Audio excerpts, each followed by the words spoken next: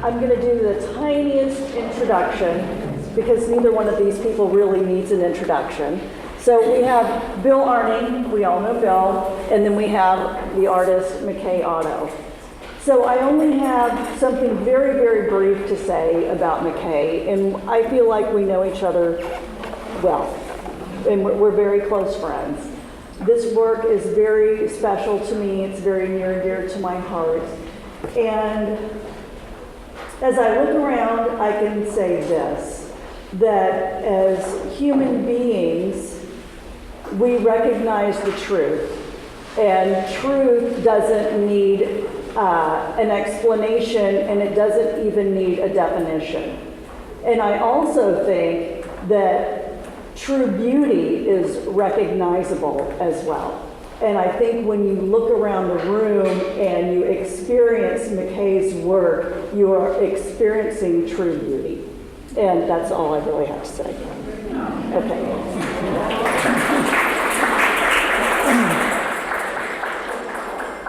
So seeing this show come to fruition and its physical, corporealized reality here, there's when I first was talking to Nancy about being involved here, we talked about the space, and I saw it when it was being built out, and she talked specifically about your work as the sort of ultimate, like what this space was almost designed for, with this wonderful sort of like combination of daylight coming through and all, and this relationship to daylight in the world. We've talked a lot about what your material is, what your substance is. And we talked about ethereal light. And we talked about the relationship between the headspace you need to get into to do it. Can you talk a little bit about your daily working process and how that produces the ethereal light?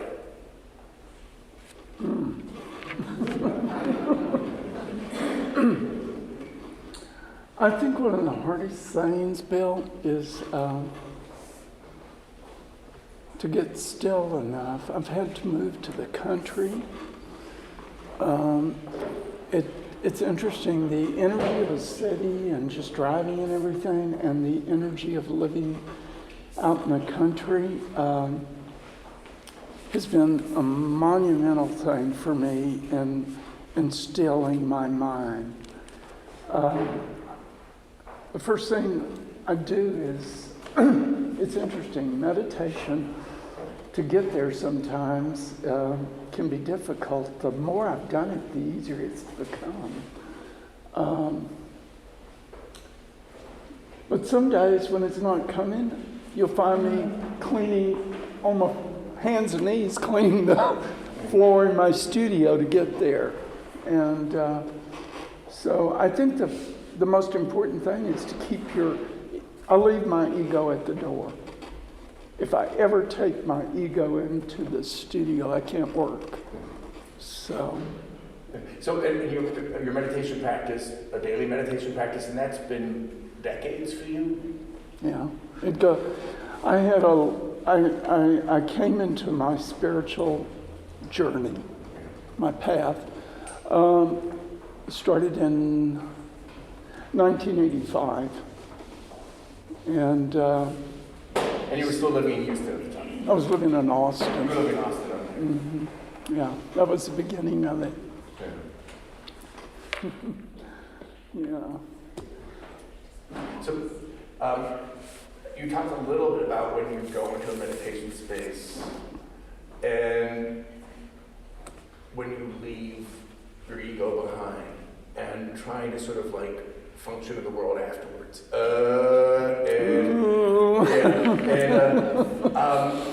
Just having seen the studio now, and Nancy and I got to go up to work on the show not that long ago, but maybe 6 weeks ago. I can sort of envision these paintings in this part of Texas that's very natural and very beautiful. But then when we talked earlier, you were like, nature's not a big part of what you're thinking about. But how does the location where you make these affect what you make? It doesn't. It doesn't? It doesn't. When you still your mind, you get to that point of nothing and everything. And it's interesting, as I look at my work, I see nothing. And when I say thing, I think in terms of the material world.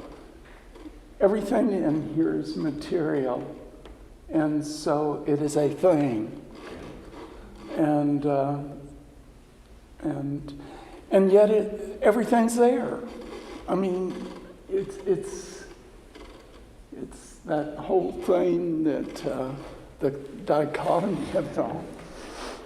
Well, I mean, because there is a literal reality of what these are, and people always like to ask me about it. But then the actual experience of them is so not tied to their physical nature. It is this, it's light bouncing and reflected and affecting the eye and the heart and the brain in different ways. There's, and we've talked about figures from art history that are important to you and getting past the literalness of the paint. Can you talk a little bit about where you went beyond literal paint, where you're going to go the literal, like an eye looking at a color, and how you found a place to work beyond that? Okay. I'll try.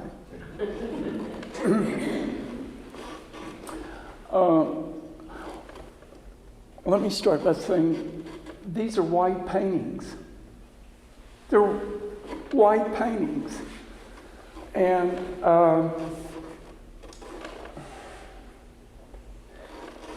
when you look at a two-dimensional painting, you've got light hitting the paint, and paint is a thing. It's a material. So how do you get beyond that material thing to create an indirect reflection of light? An indirect reflection of light still will not produce that ethereal. An ethereal light is, my search is to find the purest light I can find. And I could not find it with a two-dimensional plane.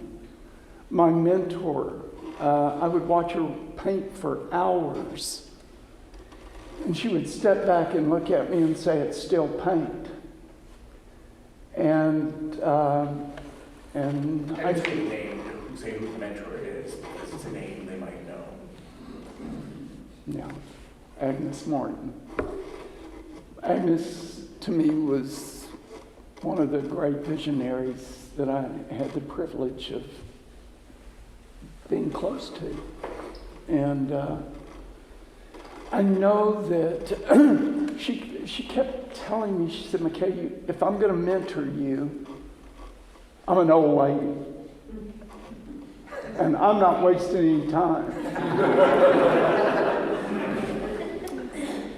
And she said, "If I'm going to mentor you," and I've only mentored one other artist, it's Richard Tuttle, and he's famous.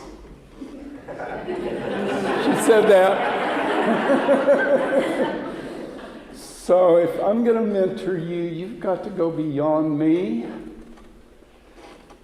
in this search for the ethereal light. You've got to go beyond me. You've got to go beyond Rothko. You've got to... And for 20 years, I studied these artists and their paintings, and every time I look at a two-dimensional painting, and in the art world, that's how we look at things.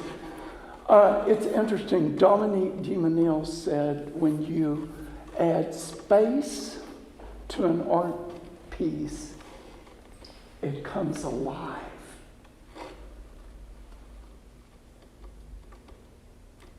And that's why I think the universe put me here as a sculptor and a painter. Agnes always told me, she said, "McKay, I can't sculpt, and you can sculpt. And don't forget the sculpting as you go on your journey." And if you look at the other side of this wall, you'll see some of the sculptures too. And those sculptures are my fight between the material world and the ethereal world. I'm holding on to, and you see, but the material, literally, Bill, don't you think it abstracts itself? Yeah. You know, although there's a mass to the sculptures, and if you haven't seen the inside of the wall there's a heaviness to those, particularly the black ones, that is the opposite of the sort of all light refracting around that's in this room. Actually, I did pull up before when we were talking this morning. It's like we were using the word ethereal a lot. And I just was like, I should look up the definition. And it's an extremely delicate and light in a way that seems too perfect for this world, which immediately goes to back to the realm of the spiritual and the meditative. Yes.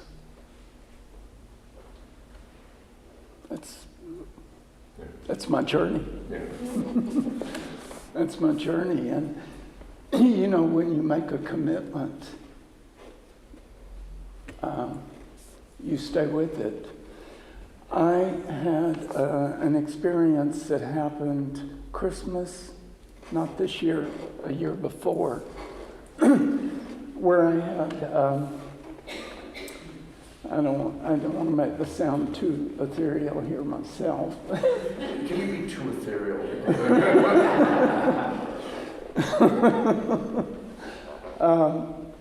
I had a friend that passed away, and 2 days later, I hear him talking to me. And he said, McKay, remember what Louise Bourgeois said about your work? No, I don't want to remember. Agnes always told me, she said, you and I are crazy. That Louise Bourgeois, I think she's insane. And so I did, when Louise made her statement about my work, I took it and put it way back here. Well, his friend dies and he brings it out. And what he brought out, Louise Bourgeois looked at my work and she said, McKay, there's nothing there. No thing there. People looked at it and I can talk about this because it was documented, it was filmed. People said, well, God, Louise, there's a grid and there's color. She went back, crossed her arms, backed up, and she declared, there's nothing there. But that's what I've been trying to do. True abstraction is nothing there, isn't it, Bill? It's like looking at a sunset, looking at the sky, looking at a sunrise, looking at your shadow. Is there anything in your shadow? Is there?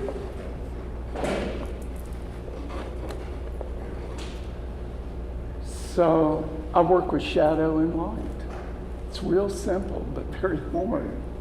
I texted McKay this morning saying, looking forward to our talk. I've been thinking about photons all night. And the nature of photons and what really affects the eye. And I wrote a little essay for the catalog we published about doing observational astronomy when I was in college, and how they were told me to look at the colors of the stars, and stars are infinitely far away, so what's called point light objects, and like they just look like white dots. And so you have to look at them next to each other, two stars that are right next to each other, and then suddenly the colors reveal themselves. And if you learn to train your eye to see that, you can suddenly the whole skies become a jewel box of color, and you can see the palette. And my experience in your studio was very much like learning to see the colors in the stars. Things where the photons and the different wavelengths is so subtle. But once you tune your eye through meditation, through practice, you suddenly see like right now these paintings look like Teneretto to me, like they have that much color going on. Or like we were talking about Titian's blues earlier today too. The amount of color in these is really terrific, considering there's no, your eye is never looking at paint. Right. What you're actually seeing is the indirect reflection of light hitting a color and then literally painting the white paint. And so there's no artist that I've ever known that has ever been able to get these colors. I can't do it. I didn't paint these and paint all this color. They're actually painting themselves. And you get that beautiful etherealness that you get when you look at the sky or you look at these things. I think McKay is trying to open up something that you can glaze into and you can dream. There's nothing better than a good dream, but you can do it awake. I don't know if that makes sense, but... Well, we talked about the paintings in terms of the undefinable nature of love, too, and how you hit this, when you get the ego deflation through meditation and through the pure act of looking, it's that love feeling, like which is undefinable, untouchable, transient. Because if you try to hold on to love, it disappears. If you try to grab it tightly, it disappears. You have to it's got to be in the free-flowing universe. And I think in the experience of your paintings, if you start trying to name the colors and you start trying to think about the physical materiality of it, you lose the experience. It's this thing where if you don't let the light of the McKay Otto painting go, you can't see it at all. Oh, I like that. Yeah. We also talked a little bit about being mentored by one of the toughest painters. When I think about Agnes Barton's physical persona, I only got to see her in person once. I was going out to see a show of hers at the Pace on 57th Street, and I looked over, and this short, tough woman in I remember her sort of looking like she was going to go hiking in the mountains, even though she was in a 57th Street gown. And I remember seeing her and going, hell, take this part. And I decided to be a little creepy and to stand behind her as she was showing her paintings to other people. And Glimcher had come out at that point, and she started talking about her life in the desert. And I remember she was talking about where she was physically when she painted these things. And I remember it was really sort of literal in some ways. And you see the films that exist of her painting where she's kind of constantly washing making the paint less and less paint and more water and just scrubbing it slowly. And I think about that whole experience. And then you talk a little bit about the femininity and the woman quality of these paintings in terms of the old ideas. Can you talk a little bit about, because we've talked a little bit about that to me before. Okay, I'm going to let something out. Yeah. You think I'm safe? Yeah. This is when I'm looking at the audience, this is 80% some of the best painters and artists in Houston here, and it's a sympathetic audience. I can see it in Henry's face. So, yeah. As I told you, I don't think Agnes Martin would have ever mentored me had I not been a woman artist in a male body. I don't think a man could paint this. I don't think McKay as a man could paint this show.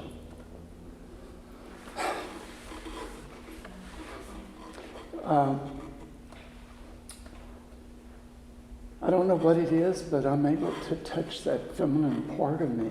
And I guess that's why most of my friends are very, very strong, beautiful women. They really are. And my husband and I've talked about that. And I really feel like it's this female side of me that I'm not afraid of when I'm in the studio. It's there, and I honor it, and Agnes and I never talked about sex or sexuality ever. And yet I knew she was gay, And she knew I was gay. She did know I was gay. But it's interesting, the other person she mentored is Richard Tuttle. And if you read in that big museum book, Richard says, I'm a woman artist in a male body. So, we live in a world that's really confused right now, and the energy is going in a lot of places. And I really think this pure love, which comes from the female side, is maybe the thing that it could save us most on this planet. And I know I have no choice. I have to do this work. There's not a choice. And whether people like it or not, or can relate to it, I find the people that really are attracted to it, I would like to almost say they're light workers. They're into the light. You can either do work in light or you can do it in darkness. And there's no history here. And I think I worked with that space, but when you think of the Tao, and I'm a Taoist, there's no space and no time in the Tao. And so I don't think you can mark time. And when you can take that time and space out of it, you get something that is ethereal, and you get something that is timeless. And so 50 years from now, these will be just as much now as they are in this moment. And that's what Rothko tried to do. Well, it's because the light that's going to be bouncing in them and reflecting is going to be the light of 50 years from now. It's not going to be the light of today. You can't hold on to light. And we talked about also this, our experience with the amount of death and dying we saw around AIDS in the early days. And that affected my spirituality. It affected my ability to understand that this is not about holding on to this reality. And I see these as a type of healing practice also. We talked about light as a healing, that light itself is healing. Light is something like, when you go out into nature and you let that light pour over you. And I was talking about the experience of looking at your paintings, like when I'm floating in the lake and the only thing I'm experiencing is the water and the sky with the clouds above me, and I feel just like everything is infinite, then that's the feeling I get with your paintings, and that's a healing spirit. Which is harmony. Yeah. And in harmony you have balance. So you have a balance between everything and no thing. Is that right? Yeah. And the no thing is such a fascinating concept, because when you're meditating, and when I'm meditating, and I go into my meditation and I am full of my concerns of the world, and then I feel myself slip away and I'm not there anymore, and suddenly nothing's that upsetting anymore, because I'm not trying to grab for the attention I'm not getting, or the money I want to be making, or the trip I want to be planning. I'm just sort of like, this is it now. This is all there is. And that's a beautiful spirit. So you're glazing at that. And that's what I hope. If you can glaze into an art piece and it can transport you wherever you want to go, or calm you, bring you health. When you're in harmony and balance, there's no sickness. You're in harmony, and you feel good. And when you feel good, that's true love, isn't it? And so, what is true abstraction? And true abstraction is like looking at the sky or a shadow, isn't it? There's nothing there. Try to pick up your shadow. My trainings in sort of standard art history, I always look at the two opposing meanings of abstraction. One is that literal, this is all there is, a double Judd box. You look at the you look at the Judd box, you think about the history of masculineness, rationality, geometry. The box is the thing in itself. It's not a metaphor for anything else. And then you've got this other tradition you're coming out of that I would trace back to Mondrian and Mondrian's writings on the infinite, and then going down to people like Agnes. And we were debating where to put Mark Tobey earlier. Mark Tobey's one of my favorite artists in art history. And we were like, oh, you have a much more ambivalent relationship to Tobey. Tobey escaped abstract expressionism and the macho environment in New York because he and his partner Morris Graves, they were the gay guys there, and they went and founded what's called the Pacific Northwest School, which was a type of abstraction which was based on meditation, spirituality. I believe they were both Jains, and did that for meditation. And it's this sort of alternative to the traditional history of abstraction. And I've always just loved those guys. I thought that was this beautiful period. Like, how far away can you get from the Cedar Tavern and still be making abstract paintings? I like that. Yeah. Now,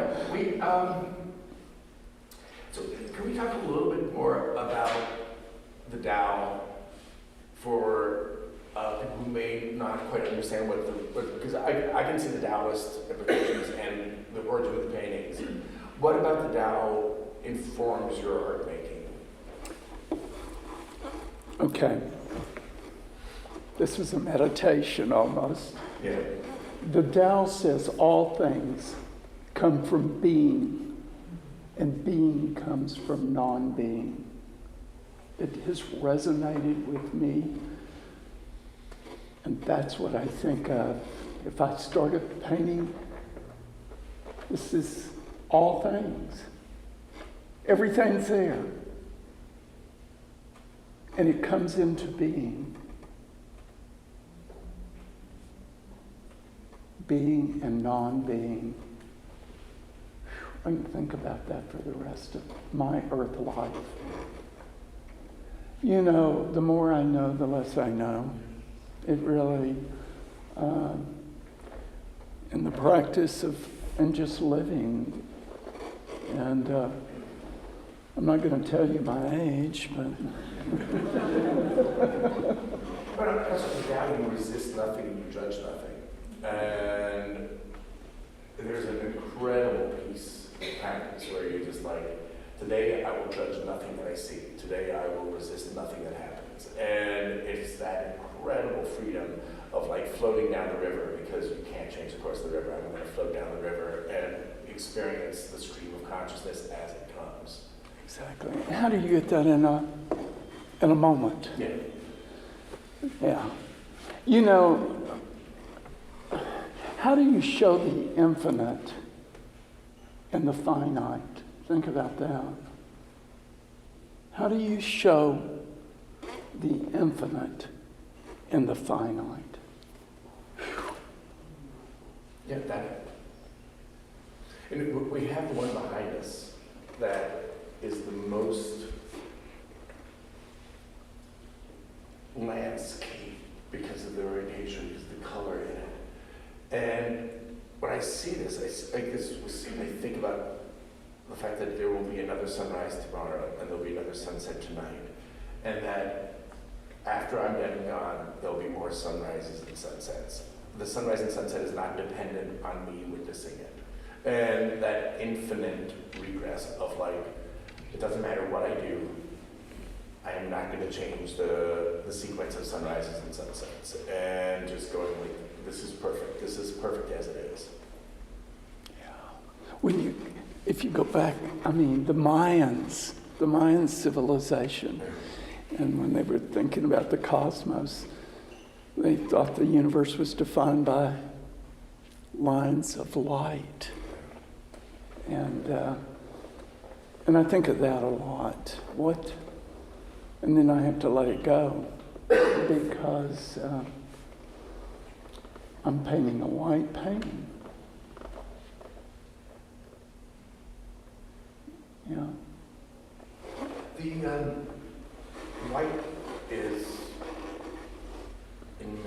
captures the absolute beauty, but it's also a color warning too. It's when you're accepting the finiteness of the universe, you're looking into the light.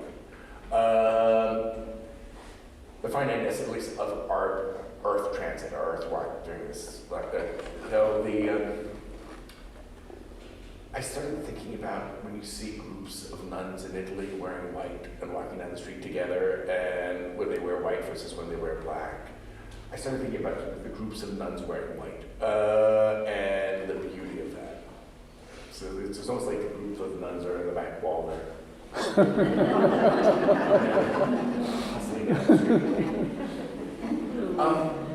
We talked a little bit one-on-one about the grid, the underlying grid, and whether the grid is neutral or whether it's always a sign of rational mind, of trying to order experience. And you talked about the reasons why you accepted that the grid was the best organizational for the structures you were making. Can you talk about what the grid, when it comes into the work, what it means to you?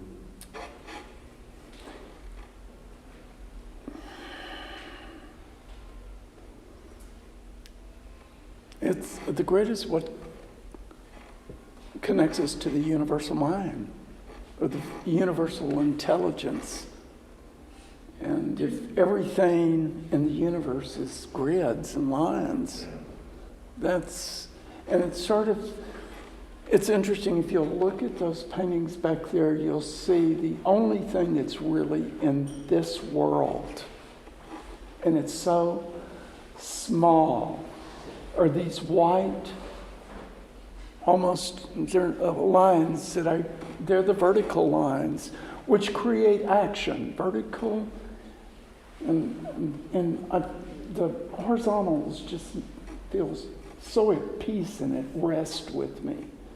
So, we're in this active world, and I think the universe has put them there in my practice to be a springboard into the other. What world are these paintings in? Are they in this world? Are they in the other worlds? And you know what? I don't know. I don't have an answer. Because the closer I think I know it, it escapes me. And does that make sense? Yeah. Well, when you talk about the universal line of the grid, there is this communication, like most cultures have a grid-based system. And that's why, for those of you who got to experience the Cliff show recently at the Guggenheim, where she had always envisioned her paintings in a circular museum. And she had no way of knowing the Guggenheim would be built, and one day her paintings would actually be in a circular museum. And it was so radical at that show because we're like, oh, here's a museum that's not a grid, and therefore these paintings that are not grids function there. Which, as an exception to the rule, reminded you of that the grid is universal. You can go back to a Titian or Giotto and figure out the underlying formal grid, the grids and triangles.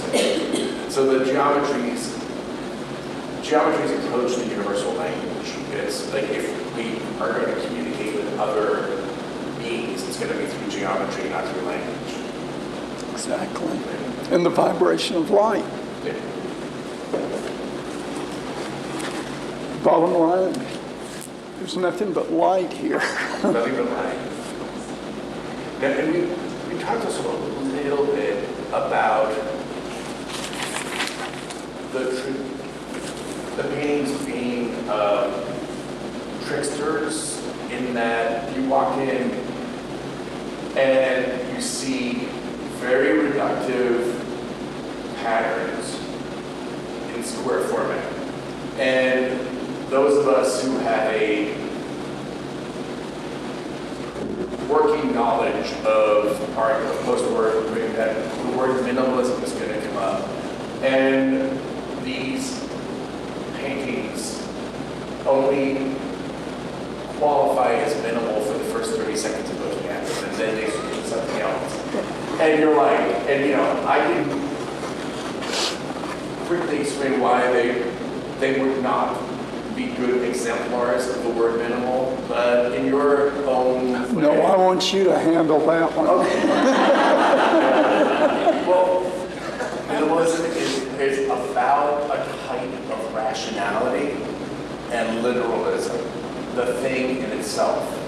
And we were talking a little bit about Ad Reinhardt as one of the most fascinating figures, and also because he's such a great theoretician of what art is. And Reinhardt did not like applied arts, the idea that visual artists would be working for architects, designing things. But yet he loved to stare at carpet patterns and wallpaper patterns. And not good carpet and wallpaper, like the stuff that's at the movie theater. And I asked Elaine Reichek, who was a student of Reinhardt's, like why he loved wallpaper, like why he loved these things, and why he would stare at them. And he said, oh, it's perfect. When he would look at a wallpaper pattern, he wouldn't be thinking. He would be able to get outside his ego. And Reinhardt is a very frustrating artist and a really interesting character. Take Donald Judd as the exemplar, or even like Robert Ryman, the recently deceased, one of our favorite painters, and I love Robert Ryman's paintings. The literalness, this brushstroke is the thing in itself. You can't put a metaphor into this brushstroke. It is going to sit there as just paint. And when Ryman was interviewed about his work, he would talk about the brand of paint he used and the type of brush he used. And he wouldn't let you have any metaphoric meanings.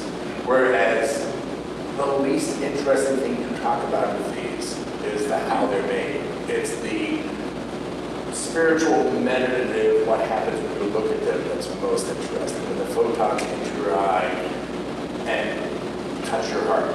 It's that thing, which is so they're the opposite of literal. So that's, I would say, why they're not minimal. I like it. I'm not a minimalist. Before we run out of time, the sculptures on the other side of the wall, can you talk, and also the wine cork piece up front, and there's a little one in the office too of that. Can you talk about how the sculptures are ongoing in your practice and the relationship to the paintings or the non-relationship, however you see that? Well, it's interesting because I was so poor. At one time, there are 2 documentaries that were done on me. And it was at a time, actually there are 3, but these 2 were way back there when all of my material came out of dumpsters. It was all recycled. And I think a lot of y'all remember those pieces. And I mean, that's, you work with what you have. I have a little of that residue in me yet because all of the sculptures in the back are rags. They started with ropes made out of saris from India. And their dresses, their pants, there's garments from hundreds of people have worn those pieces. And objects take on energy when they're around. That's why it's so important. My dad always said, be careful, McKay. Birds of a feather flock together. Same thing applies in what you surround yourself is what you're going to become. Go home and look at what you're surrounded with, and you can see where you're at. And so I'm surrounded with a lot of rags. No, these started, and the rags stayed in my workout room for 2 years. I didn't know what to do with them, and then one day I realized, I've always stacked things. And so I started making balls and stacking them. But what really happens, and I see that I'm holding on to the material world, yet when I cover it, I'm trying to make the material world go away. But there is an abstraction there, and then you get these breaths of nothing in between, which relate. So there's this tension. There's that tension between the material world and the ethereal world, the sublime. And I think they tell a story and they lead. Bill, do they lead to this? Well, and the thing is, you talked about the hundreds of hours of people's lives that were where those clothes were being worn, because they're all used and they all have a history, and then there's some sort of life spirit or energy left in them that you get a sense of. But talk about the wine corks then. Oh, I can't stop drinking wine. Isn't that right, Don? Is he your favorite neighbor in the room? Or? Well, this week.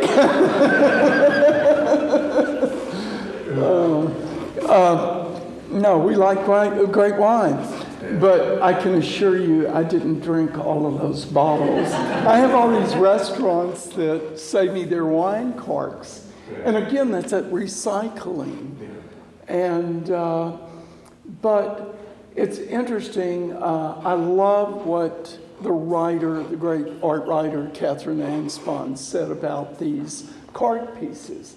She said they're my biomorphic twist on art. I love that. Catherine, are you here? Okay, I'm quoting you.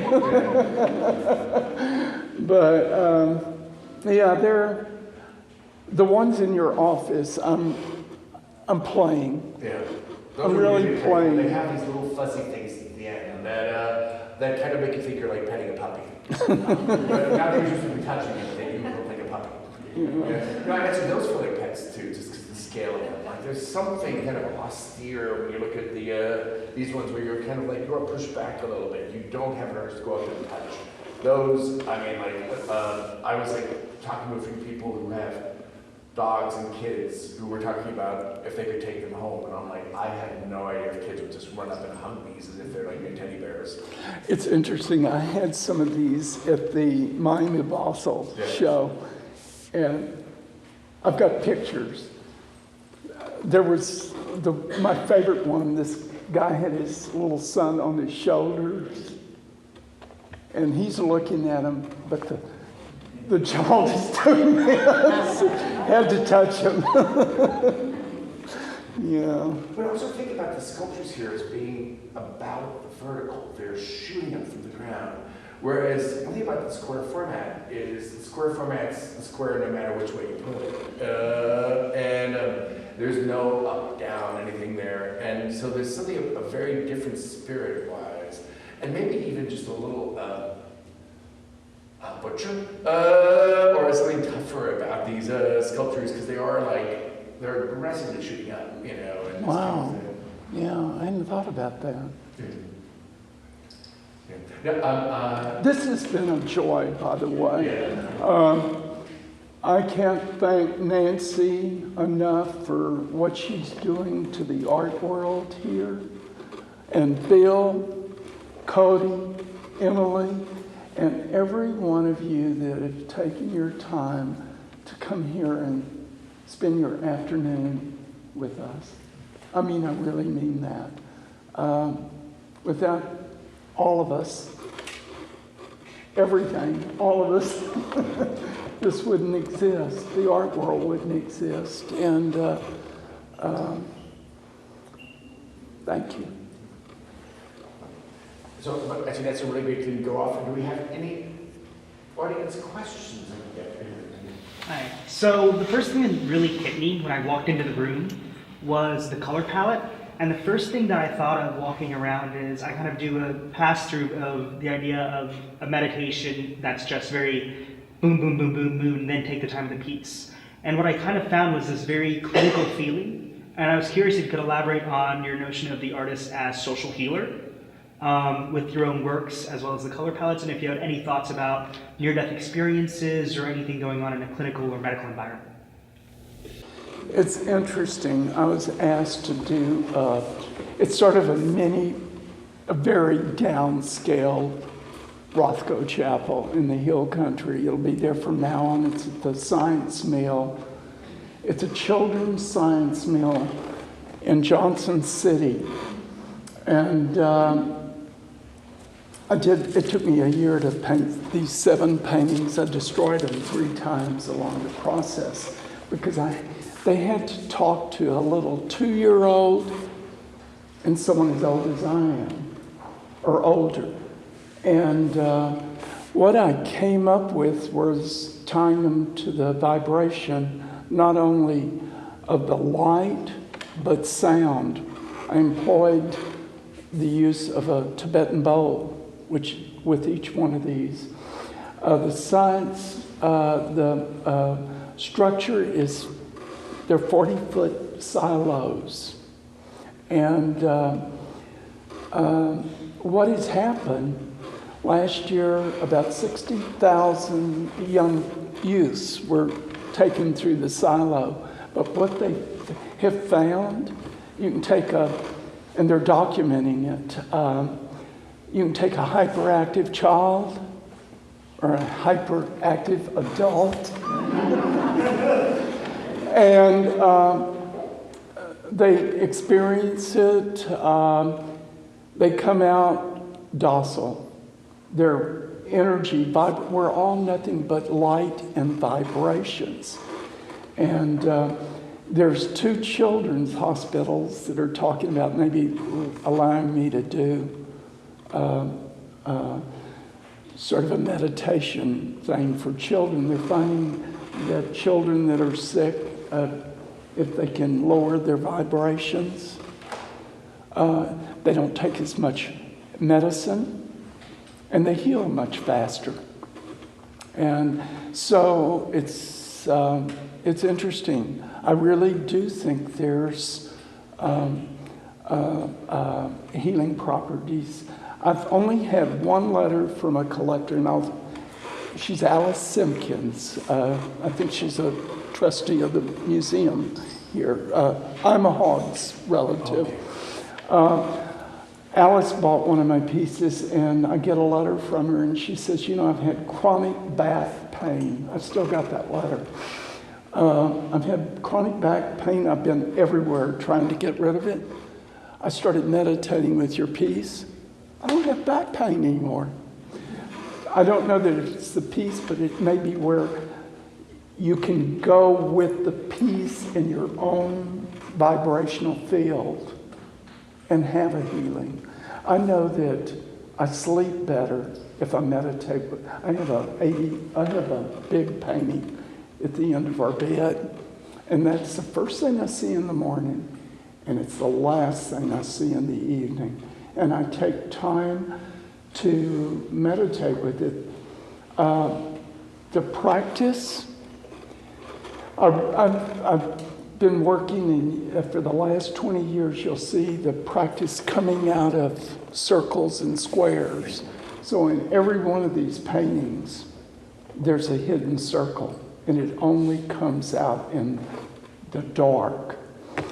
And that was the only way I could. A circle is so expansive. I had to hide it. But what it does, it comes out and then it vanishes into nothing. So there's something in the dark. Like smoke rings. Yeah. I'm sorry, I probably talked too much. Thank you so much. So you didn't really talk about the fact that, do these all absorb and emit light in the dark? Yeah. They all do? Yeah. And it's a paint that I started with in Taos, New Mexico, and it failed. I would take little studies to Agnes, and she'd tell me to go burn them. It's still glow paint. That whole theory of if it is the material, it's got to transcend the material and transport you. And They didn't transport anybody anywhere, and they sure looked like glow paint. Until one night I had a dream. She came to me in a dream, 3 o'clock in the morning, and she asked me if I had any of that glow paint left, because she was responsible for me buying it in the first place. And I had some, and I realized 2 weeks later, there was a lot, as she said, McKay, you've created the world's first light box that doesn't have an electric cord going to it. And if you'd like to see any of that, there's one in your office that you can cut the light out on. It's impractical to do it in this room. So, but there is a... It was fun that I kept taking people in one by one, and people thought I was Steve Rubel for the acting room. I was having fun. Thanks. So, McKay, either I'll tell the story for you, or you can share the story about how Agnes told you that you should, and if I'm not getting it right, just correct me, but she said, McKay, I want you to choose a color that you can use for the rest of your life. Yeah. And she took him to the art store, and he walks out with this glow painting, and she said, you picked that? Well, you know, there are a lot of us in this room that are products of Superman, Krypton. And I mean, that is my soul. I walked out and I thought I had a glob of Krypton because it's phosphorescent green. And I guess it's a hangover. I was never rich enough to have all those glow posters when I was going through college. I worked myself through college, and money was very tight. And so all of my friends had them, but I didn't. So I have them now in circles. So when you were talking about ethereal light, I thought immediately of stained glass. And you know, the whole idea that the light, when it comes through there, it's no longer, it becomes spiritual and holy light. Yes. And in a way, I feel like maybe those artists were trying to do something similar. I think you nailed it on the head. I think it's the closest thing. Yeah, I'm just doing it in another way, and it's interesting. There is, in fact, I've studied those windows, and my favorite is the rose windows. I mean, they're just, oof. Extravagant. Oh, but yeah, you've got light coming through, and it's much more intense. If you've got a red, it's still a red. This practice it's a little bit softer, but think about what I think those reflections are ethereal. That's why they put them in churches. You know, also when you're in a beautiful medieval stained glass church in France, and you look down and you see where the light is bouncing on the floor, and you can see the colors in there, that is a similar effect. And yeah. I think I've told a bunch of people that here that I did not think I was going to be as moved by the old Kelly Chapel in Austin as I was, and it was really watching the light on the floor, the light move across people's faces, that where the beauty was. It wasn't staring at the stained glass. It wasn't the other art pieces in there either. Yeah. For me, yeah. Would you agree? It was just watching the light and watching the way people, and I ended up finding it really, really moving. And I did not expect that. I thought, because Kelly can be very literal. He can be on the literal side of minimalism, even though he is very nature-based. That's a whole other discussion. But we're not going there today. If we got an hour to Any other questions? I have a question. Like, you talked a lot about the white, and I was wondering if you redefine the subjectivity of the white through a kind of temporality. So, it's an accent, okay. So you have a spectrum of the white. The white is not white, and you're trying to, with the paintings, to redefine the subjectivity of the white in a different dimension, because you talked about also a third dimension. I think the dimension comes in the shadow. Do you see the shadow? You'd never see the light. You would never have that. Look at an Agnes Martin painting, and then look at these paintings, and you'll see the depth, that aliveness, that breath that you can only achieve by dimension. And then I sort of take the dimension away with the white lines, and that the universe. You know where that was inspired? Robert Irwin. Think about Robert Irwin. Yeah. And it wasn't inspired. Wow. Yeah, it was inspired. Yeah. Aaron?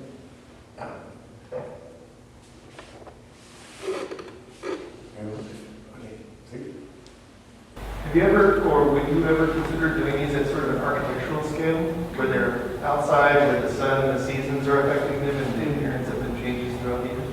They would not hold up. The quality of the painting?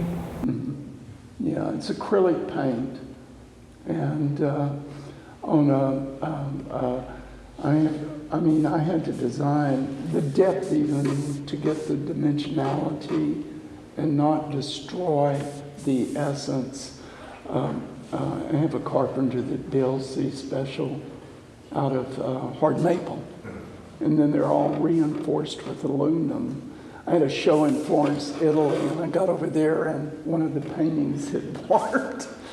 This was years ago. I was with Robert Kelly, the artist Robert Kelly, and I got there and I thought the wall was out of line, and it was my painting, and I was so embarrassed, and I came back, and since then, all of these are reinforced with aluminum, so there'll never be any movement. I mean, the engineering and the science behind an art piece, you know, you don't think of that, but it's... Well, those of us that don't think about that all the time.